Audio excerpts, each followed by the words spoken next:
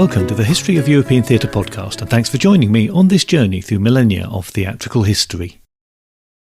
Before we get started on today's episode, I wanted to make one correction to the last episode on Ben Jonson's Every Man Out of His Humour, where I said that I had not been able to find any recent professional productions. Sometime after I had recorded that episode, I, quite by chance, came across a mention of a professional production in September 2023. This was at the 110-seat Bear Pit Theatre in Stratford-upon-Avon, and was performed by Sweet Sorrow Theatre Company. I see from a review that they did claim that it was the first professional production in nearly 400 years. Unfortunately, that review is not terribly kind to the production, the reviewer feeling that it fell somewhat uneasily between being true to the original and thoroughly adapting it for modern audiences. But I have to say, full marks to Sweet Sorrow Theatre for giving it a go, and I'm happy to give them a mention here. I see that they have a production of Marlowe's Dr. Faustus coming up in October 2025, so if you are anywhere near Stratford-upon-Avon, you might want to get to that one. And so now on to episode 180, Much Ado About Nothing. A college of Wit-Crackers cannot flout me out of my humour. The last time I talked about a Shakespeare play, before diverting to those three early Jonson plays that are more or less contemporaneous with The Merry Wives of Windsor and Love's Labour's Lost, it was striking just how different those two comedies were. Much Ado About Nothing is a closer companion to Love's Labour's Lost than The Merry Wives of Windsor, but significantly it was written mostly in prose and avoids much of the artificiality of Love's Labour's Lost, and to this day remains one of the more popular Shakespeare comedies.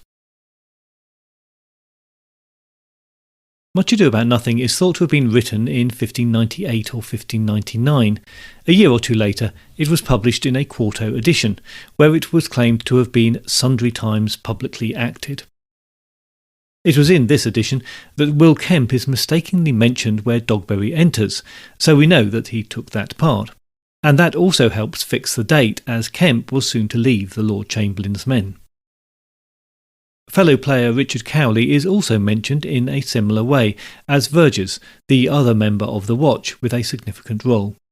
These printing errors have led scholars to surmise that the quarto was set from Shakespeare's foul papers. The cast list in the quarto also mentions the wife of Leonato, called Inogen, and her presence on stage is registered in a couple of very early scenes. But she says nothing, and then disappears from the play. What plans Shakespeare had for her, and then abandoned, we can only guess at.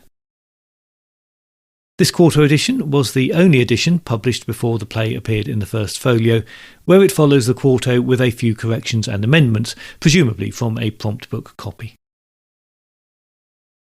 The first recorded performances were at court in the winter of 1612 to 1613, not for Christmas, but part of the wedding celebrations for Elizabeth, daughter of James I, to Frederick V, Elector of the Palatine.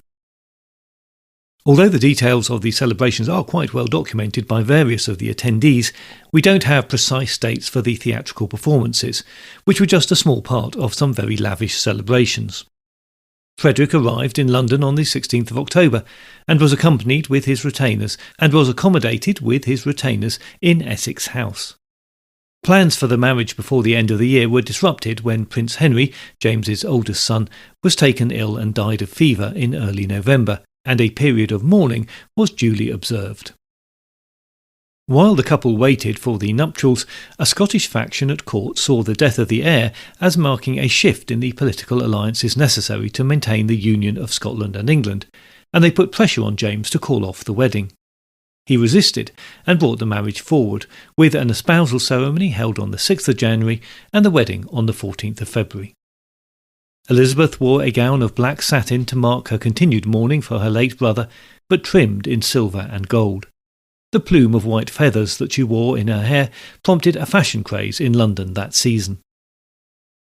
For the wedding itself, 3 masks by Beaumont, Chapman and Thomas Campion are recorded as being performed at Whitehall, but there is no mention of plays or Much Ado About Nothing specifically.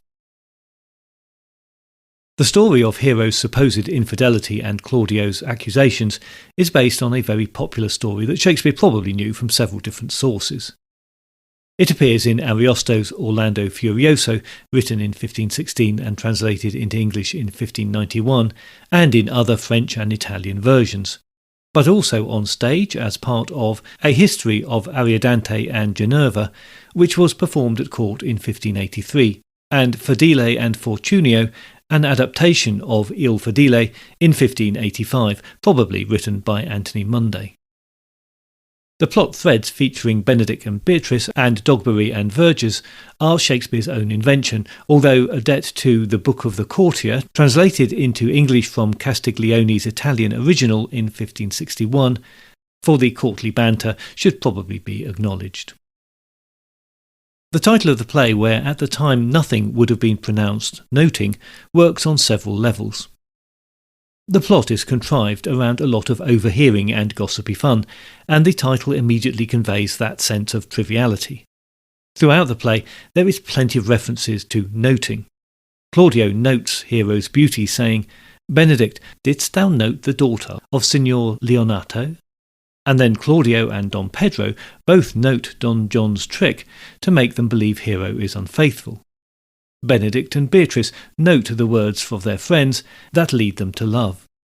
As they set up the trick for Benedick, Balthazar, the musical companion of Don Pedro, prepares to woo in song, saying, "Because you talk of wooing, I will sing. Since many a wooer doth commence his suit to her he thinks not worthy, yet he woos, yet will he swear he loves."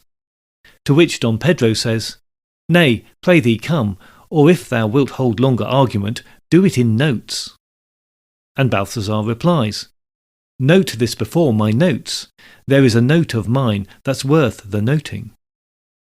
Don Pedro then urges him on. "Why, these are very crotchets that he speaks. Notes, forsooth, and nothing." Noting implies that the play deals with characters paying attention to each other while listening to what each other has to say, but still retaining a sense of frivolity. And for those who choose to go there, nothing was also a euphemism for female genitalia. So, once again, we have a Shakespearean pun that works on several levels. Here is a brief synopsis of the play. Returning victorious soldiers, Don Pedro of Aragon, with his lieutenants, Benedict and Claudio, pay a visit to Leonato, Duke of Messina. He is the father of a daughter, Hero, and uncle to Beatrice. Beatrice and Benedick are obviously well known to each other and engage in banter, suggesting that they hold similar views on how they despise the idea of love. On the other hand, Claudio falls instantly for Hero, and Don Pedro agrees to woo her on Claudio's behalf. Don John, the illegitimate brother of Don Pedro, who resents the recent victories, hears of Don Pedro's plans and resolves to disrupt them. At the masked ball, Don Pedro woos Hero for Claudio, while Beatrice mocks Benedick. Don John tells Claudio that Don Pedro has won Hero for himself, but after a moment of distress, Claudio is reassured that Hero is his and a marriage is soon agreed upon, to be held in 1 week to allow time for preparations. To amuse themselves until the wedding, Don Pedro, Claudio and Hero resolve to trick Beatrice and Benedick into falling in love. They plan to make sure that Benedick overhears a conversation about how much Beatrice loves him, but has resolved not to make the first move, and also that Beatrice will hear a similar conversation describing Benedick's secret love for her. Meanwhile, Don John looks for a plan to disrupt the wedding. With the help of his man Borachio, they contrive that they will, with the unwitting help of Hero's maid Margaret, make Claudio think that he has seen Hero with a man in her bedroom on the night before her wedding. From a distance, and in the shadows of the night, Claudio, they reason, will never realise that the couple are really Margaret and Borachio. Leonato, Claudio and Don Pedro stage a conversation about Beatrice's love for him for Benedick to overhear. Benedick decides that he must love Beatrice in return. Hero then stages a similar conversation for Beatrice to overhear, prompting her to decide that she must return Benedick's love. Don John tells Claudio of his suspicions about Hero, and they agree to meet later to watch what unfolds. Constable Dogberry leads a motley group of men on watch. He's a foolish man, but by chance they overhear Borachio boasting of the success of his plan against Hero, and they arrest him. Dogberry tries to tell Leonato about the arrest of Borachio, but Leonato loses patience with his overbearing speech and tells him to manage the interrogation himself. He rushes off to the wedding ceremony. At that ceremony, Claudio denounces Hero for her unfaithfulness, supported by Don Pedro and Don John. She faints, and the groom and guests leave. The friar expresses his disbelief at the accusations against Hero and suggests that Leonato announces that she has died, in the hope that this will remind Claudio of his love for her, and while she hides away, they will work to prove her innocence. Leonato, Benedick and Beatrice all agree to the plan. Once Hero has been removed, Beatrice and Benedick admit their love for each other, and Beatrice demands that Benedick challenge Claudio to a duel for his offence to Hero. Reluctantly, Benedick agrees. Dogberry and a scribe interrogate their prisoners and decide that they must be returned to Leonato for punishment. Claudio hears of the death of Hero and then of how Don John fooled them. In his remorse, Claudio promises that he will make amends to Leonato in whatever way he suggests. Leonato says that Claudio must marry Hero's cousin in his daughter's place. At the wedding ceremony, when Hero reveals her face, everybody realises that she is still alive, and the couple affirm their love. As the celebrations begin, Beatrice and Benedick agree to marry, but only out of pity for each other. Love poems that they have written, which show their true feelings for each other, are publicly revealed, and they agree to marry. The couples dance before leaving for a double wedding ceremony. The characters of Beatrice and Benedick have become much sought-after Shakespearean roles, and are now seen as the leading roles of the play, but in fact, in the play, they are given no more than equal weight with the Hero and Claudio relationship. They function as a quartet, as the main themes of the play centre around them. The male characters live by a code of chivalry and comradeship, a position emphasised by the fact that they are returning victorious soldiers. But their very arrival and extended stay means also that this is not normal society and behaviour. As he often did, Shakespeare puts his characters into events and places where normal conventions could become flexed and occasionally broken. In this case, the effect is quite subtle. You won't often see a production where the presence of the soldiers is overemphasised. And this is not the Venice of Othello, where the army arrives to fight only to find that the danger is past and they have to find something to do. This is a celebratory setting, with the recent victory still fresh in the mind of the soldiers. The soldiers we meet are gentlemen, and their thoughts turn to finer pursuits and to love. For all of their self-assurance, the male characters subscribe to the commonly held view that women were inevitably inconstant and unfaithful, which explains Claudio's reaction to the accusations against Hero. This was also a society where the importance of an eyewitness account to events being tried in court was paramount, which explains why Don John's plan to make Claudio see Hero's offence is so successful. We may see much in these plot elements as rather weak, but the contemporary audience would not have had some of the problems with this that we do. But the play is also about turning these conventions on their head. Primarily, this is done through Beatrice with her quick wit and verbal sparring that is equal to any of the male characters. But there are other points where the norms are questioned. Take Balthazar's song, for example, where he sings, "Sigh no more, ladies, sigh no more. Men were deceivers ever, 1 foot in sea and 1 on shore. To one thing constant never. Then sigh no more, but let them go, and be you blithe and bonny, converting all your sounds of woe into hey nonny nonny." In any other context, that song would have been about the inconstancy of women, not men. That final phrase, hey nonny nonny, was common in English ballads.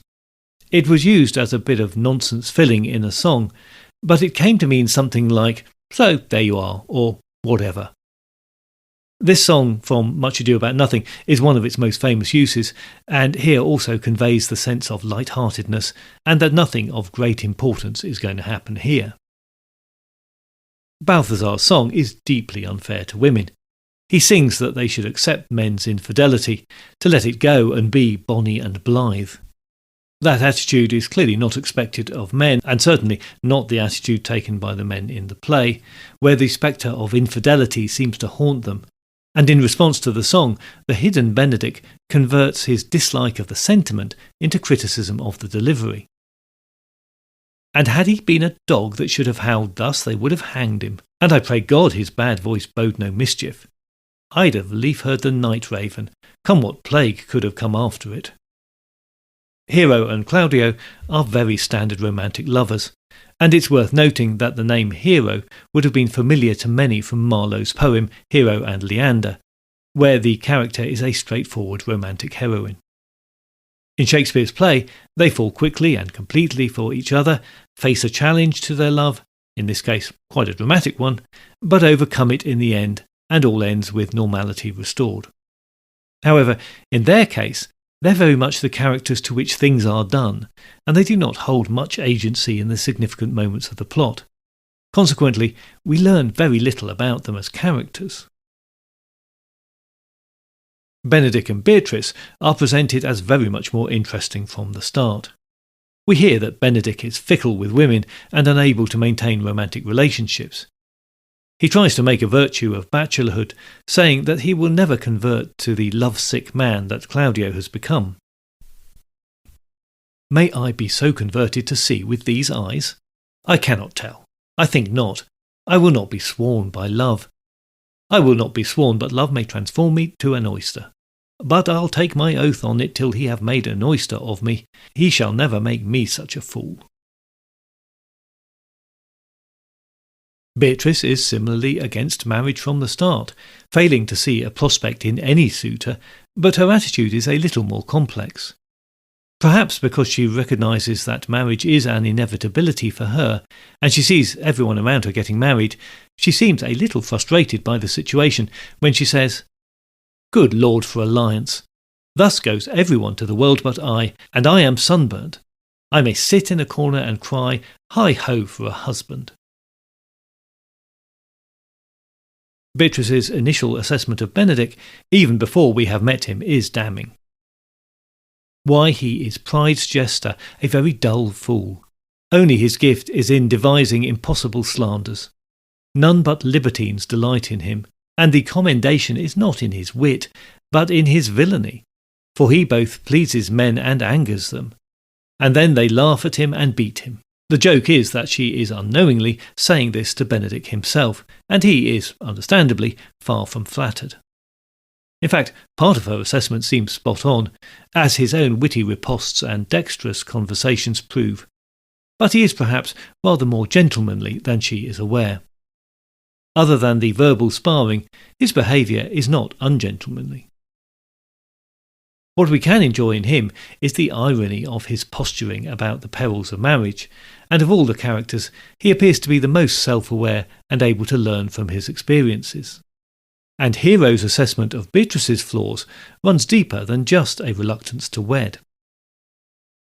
O God of love, I know he doth deserve as much as may be yielded of to a man, but nature never framed a woman's heart of prouder stuff than that of Beatrice.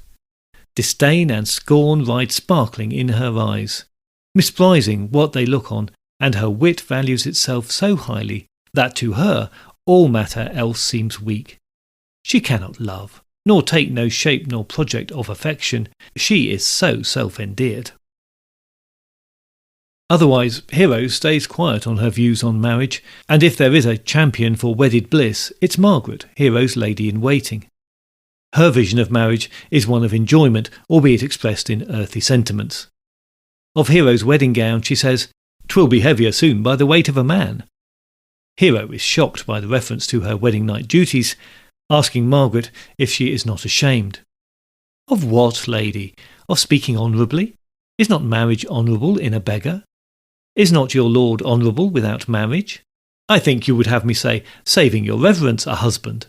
And bad thinking do not rest time speaking. I'll offend nobody. Is there any harm in the heavier for a husband? None, I think, and it be the right husband and the right wife. Otherwise, 'tis light and not heavy. As is often the case in Shakespeare comedy, the jokes come from the communications and miscommunications between characters, which lead to set-piece theatrical moments. The tricking of Benedick and then Beatrice into examining their feelings for each other, the masked balls where Don John can deliberately mistake Claudio for Benedick to further his ends, and the tricking of Claudio when Hero has feigned death, are all comic, but also with a cruel streak to one degree or another. In the most extreme, Claudio is tricked into singing a lament for Hero at her grave, before being tricked into marrying another until Hero's true identity is revealed at the last moment. One might be forgiven for thinking that some of this is not quite so funny after all. There are a couple of significant places where Shakespeare departed from his sources, and we have to assume that he did this very deliberately for some thematic or dramatic reasons. Don John's scheming was originally driven by sexual jealousy of Hero, once she had declared for Claudio. Shakespeare avoids this completely by making Don John more or less ignore Hero and focus on disdain for his brother, with a hint that Don Pedro's victories do not serve his own purposes. As an illegitimate son, which marks him out as a bad sort from the very start, we can assume this means some treacherous acts. His brooding presence, often on stage but silent, yet decisive in his plans in private, hangs over the play. And Don John's illegitimate status also feeds into the ideas of honour and pride that are the way of life for the male characters. Order, we know, has to be preserved in the end. That is the premise of a comedy. And disruption has to be caused by one from outside of society. Don John is the only such character, thanks to his accident of birth, that dictates his character and, of course, in the end, he ignominiously flees the scene once his plans have been revealed, and will be punished, although the extent of that is left uncertain. The idea of public honour and dishonour is Leonato's only concern when Hero's virtue is questioned. Rather than standing up for his daughter, he says, "Wherefore? Why does not every earthly thing cry shame upon her? Could she here deny the story that is printed in her blood? Do not live, Hero, do not ope thine eyes. For did I think thou wouldst not quickly die, thought I thy spirits were stronger than thy shame, myself would on the rearward of reproaches strike at thy life." Don Pedro takes a similar stance, saying, "What should I speak? I stand dishonoured that have gone about to link my dear friend to a common stale." This position is not just because they live by a soldier's code, but was commonly understood within the strict hierarchies of Elizabethan life. Public shaming for socially unacceptable behaviour, as well as more minor illegal acts, was common. The stocks, the pillory, and the scold's bridle were just a few of the means of public shaming that were visible in everyday life. A facet of honour taken to the extreme that was pride and pridefulness was equally frowned upon in society. It is this that Beatrice and Benedick learn to temper. And the mention of pride brings us to Dogberry, the hapless leader of the watch, who spouts tediously long-winded and seemingly chaotic language. This is the manifestation of his own vastly inflated idea of his own importance, but this is not completely unjustified. In Elizabethan society, the constable of the watch was a respected position of authority, but here we have a very comic representation of that position. His lack of self-awareness leads to frustration amongst all who come into contact with him. But the irony is that it is he who uncovers Don John's plans, and in the long run is responsible for the resolution to the play. He is more willing to see through the veneer of respectability that Don John exudes than all of the other supposedly more intelligent characters. In fact, Dogberry and Verges make a great comic duo. Verges is the shy and quiet intellectual, the straight man of the duo, who is well aware of Dogberry's failings, but is far too timid to point them out to him. Dogberry may criticise him as An old man, sir, and his wits are not so blunt as, God help, I would desire that they were, but, in faith, honest as the skin between his brows. But it is Verge's quick responses, contrary to how we might take his character, that highlight Dogberry's foolishness. As Dogberry tries to point out the failings of his companions, he reveals his own by the way he mangles words and meaning. Perhaps this is a man who has been promoted above his station. His authority is questioned in not so subtle ways by his men, and his instructions to the watch are comically ineffective. When Seacole, the head watchman, admits of the watch that "we will rather sleep than talk, we know what belongs to a watch," Dogberry's response is, "Why, you speak like an ancient and most quiet watchman, for I cannot see how sleeping should offend, only have a care that your bills be not stolen. Well, you are to call at the alehouses, and bid those that are drunk get them to bed." To which Seacole asks, "How, if they will not?" "Why then," says Dogberry, "let them alone till they are sober. If they make you not then the better answer, you may say they are not the men that you took them for." Dogberry cannot resist boasting when examining Borachio. As with the watch, it is a comic rendition of an Elizabethan bureaucratic legal institution, where examinations were taken, with suspects being asked very specific questions and scribes writing their answers. The sexton soon becomes exasperated by Dogberry's boasting and asks the watchman to provide the information that he must list instead. But Dogberry is incensed by this insult to his authority, and the scene ends with a speech that says all that we need to know about his view of his own self-importance. "Dost thou not suspect my place? Dost thou not suspect my years? Oh, that he were here to write me down an ass! But masters, remember that I am an ass, though it be not written down yet. Yet not forget that I am an ass. Know, thou villain, thou art full of piety, as shall be proved upon thee by good witnesses. I am a wise fellow, and which is more, an officer, and which is more, a householder, and which is more, a pretty piece of flesh as in any is in Messina, and one that knows the law go to, and a rich fellow enough go to, and a fellow that hath had losses, and one that hath 2 gowns and everything handsome about it. Bring him away. Oh, that I had been writ down an ass." When constructing the play, Shakespeare decided not to dramatize a central moment, the fooling of Claudio into believing that Hero is unfaithful, something that is achieved by the silhouette of Margaret dressed as Hero in a bedroom window with Borachio. This action is only reported by Borachio, which seems like a strange choice for what could have been a very dramatic scene. Perhaps Shakespeare's reasoning here was that not showing this action plays into the central conceit of the play, that everyone is at one point or another misseen, misheard, mistaken or misunderstood, and showing it might have left too firm an impression on the mind of the audience. The uncertainties between truth and fiction, between reality and the imagination, are the lifeblood of this play. So, better to leave some of that action a little mysterious and living in the imagination. When Benedick, in the last serious words of the play, says, "I'll tell thee what, Prince, a college of Wit-Crackers cannot flout me out of my humour. Dost thou think I care for a satire or an epigram? No. If a man will be beaten with brains, he shall wear nothing handsome about it. In brief, since I do propose to marry, I will think of nothing of any purpose than the world can say against it, and therefore never flout me for what I have said against it. For man is a giddy thing, and this is my conclusion." He is admitting that man is subject to inconsistencies and changes that cannot be predicted, but also perhaps reminding us that no one is quite what they seem, and also that this is all just a bit of fun and not to be taken too seriously.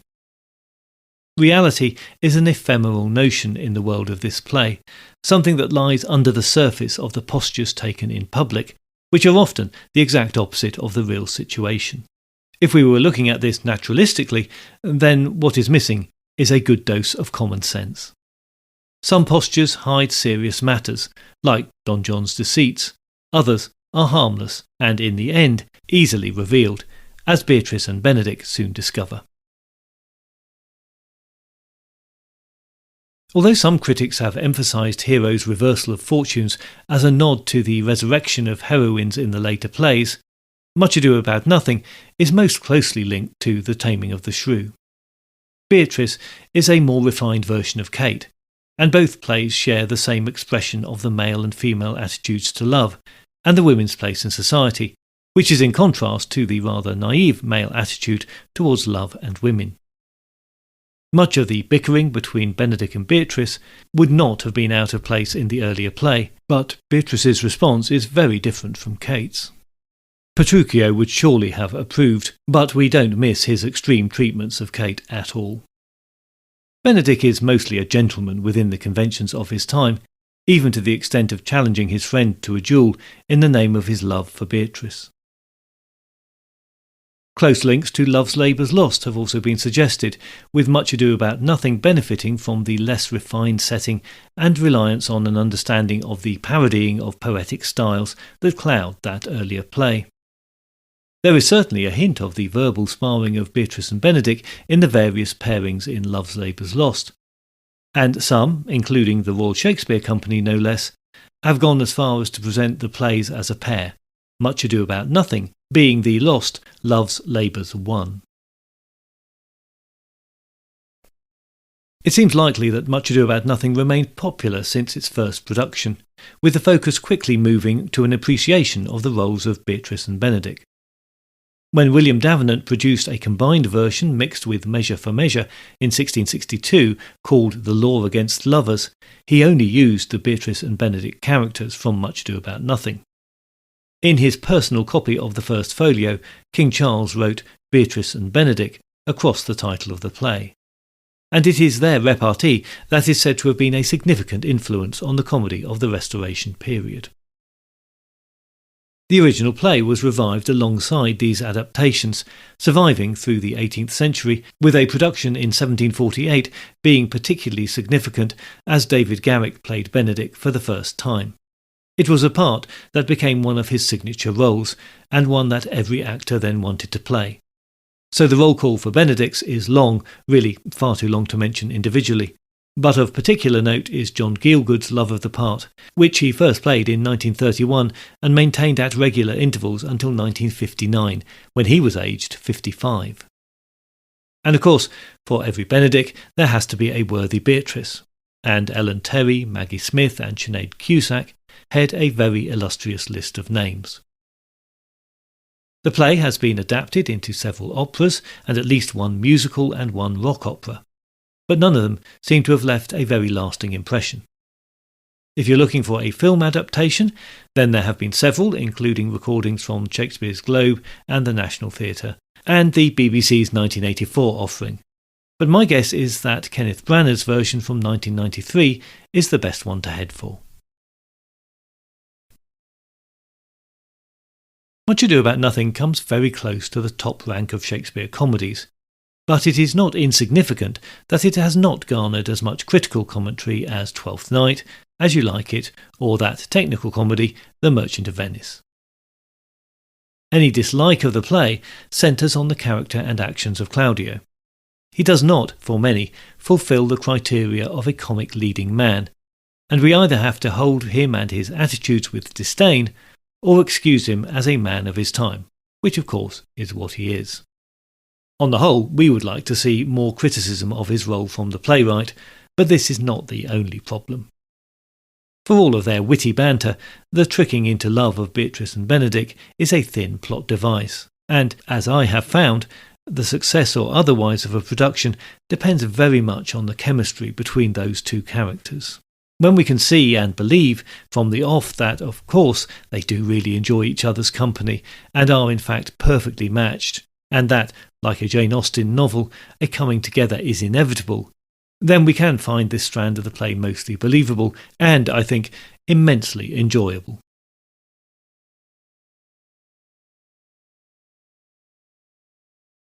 Next time, following a guest episode all about how the playing troupes from the early Elizabethan period morphed into the London-based companies, we come to Henry V.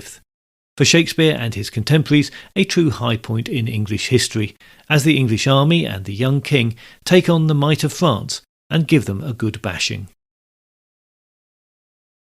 In the meantime, if you've not done so already, please join the Facebook page or group, or find the podcast on Instagram or Blue Sky just to keep up to date with new episodes and other theatre-related things. If you do feel able to help out with the cost of running the podcast, then please head on over to Patreon, where you will find additional content for a small monthly fee or a one-off donation. You can also make a one-off show of support through Ko-fi.com.